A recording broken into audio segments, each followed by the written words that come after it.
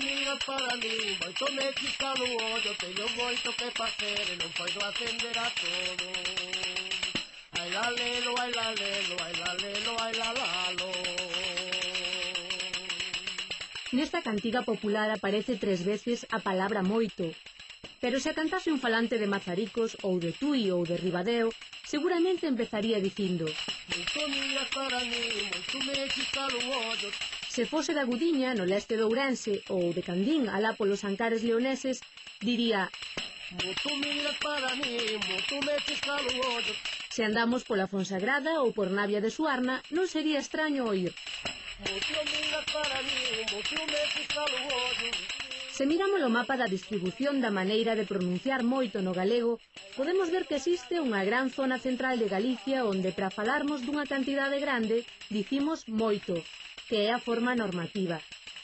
O territorio do moito extrema co terreo do muito tanto por oriente como por occidente. E o territorio oriental do muito ainda ten incrustadas 2 pequenas zonas, a parcela do muto e a parcela do mutio.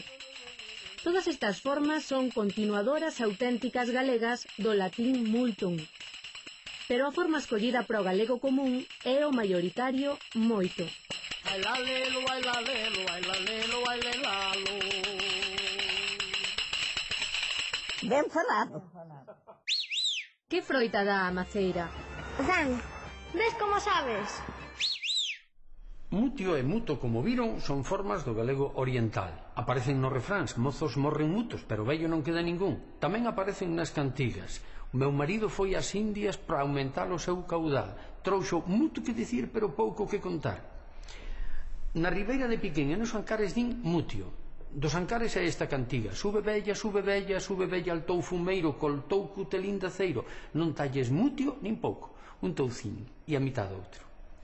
Galicia é grande e colorida: moito, muito, muto, mutio. Agora